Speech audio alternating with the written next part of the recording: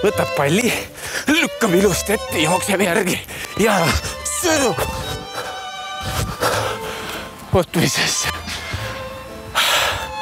Puugased palli ületsi.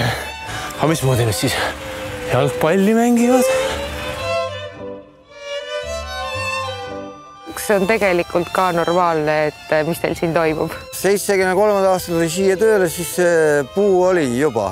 Kuskil võistlusmäärustes ei ole kirjas, et oda ei võiks läbida tammeoksi.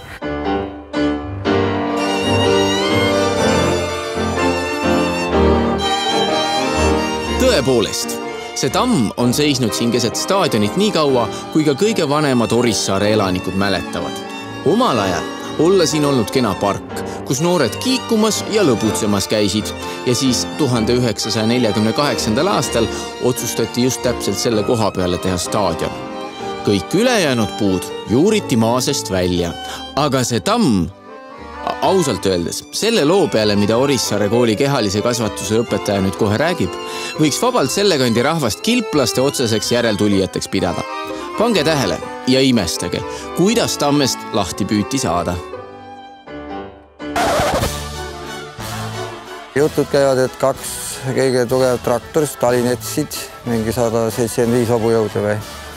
Ja keegi mees viis siis trossid üles ja seoti peagi latva. Ja siis hakates seda sikutama.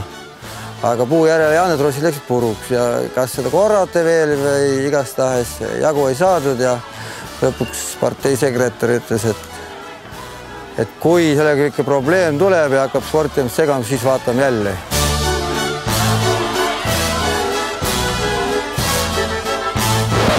Mulle tundub, et siin Orissaares võib kohata kompromisside kunsti tippsaavutust. Ühed tahtsid staadionit, teised aga parki. Ja välja tuli hoopis selline asi. Muidugi ise me oleme sellega nagu nii harjunud, et see on nii tavaline, et see tamm siin keset staadionit on, et tuled staadionile ja arvad, et see peabki nagu nii olema. Aga kui ma olen oma hiljem treeningkaaslasetega siin käinud, siis kõik ikka naeravad tükk aega, et kas see on tegelikult ka normaalne, et mis teil siin toimub.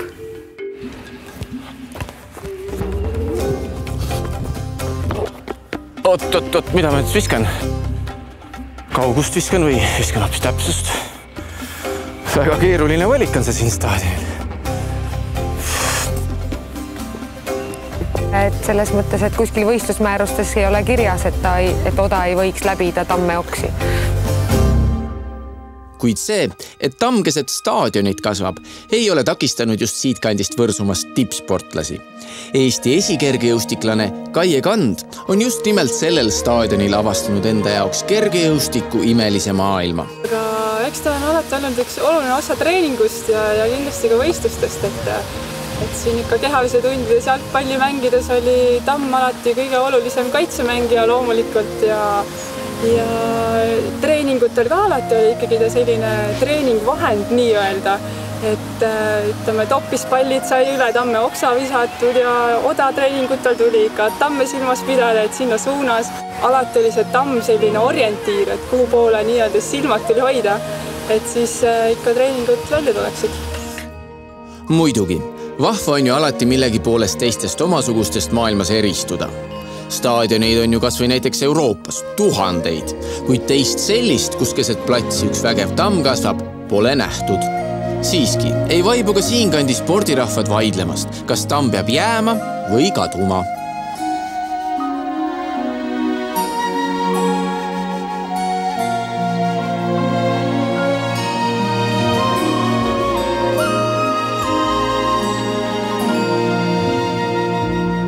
See tamm on kindlasti Orissaare sümbol ja ta on absoluutselt selle staadioni sümbol, et said kõik treeningud siin ju tehtud koos selle tammega. Mina leian, et see tamm võiks ikkagi jääda nii kaua vähegi võimalik, et ta on ju veel väga ilus ja seisab uhkelt püsti, et kindlasti on see tamm oluline osa sellest staadionist ja on siit tulnud varem sportlasi koos selle tammega, eks tuleb ka edaspidi. Kui me jalgpallipoistega kokku saame, siis nad ütlevad, et homme hommikul kohe saime selle puu maha ja me lihtsalt enam muidu ei mängi siin staadionil. Aga kui me räägime jälle näiteks kergejõustiklastega, siis on ju meil päris huvitav, nagu sealt üle okste kuuli visata või vaadata, et kes üle mingi kõrgema oksa saab ja ümber tamme võistlusmänge korraldada. Ma laste siin sporti küll ei sega, sest see on isegi lõbus siin.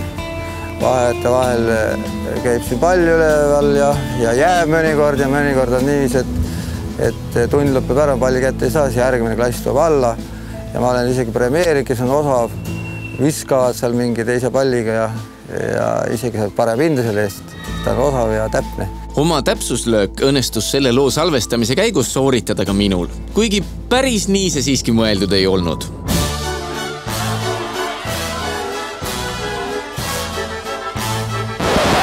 Pane kohe!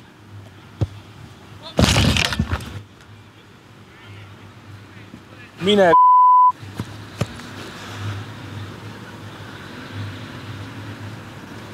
oi.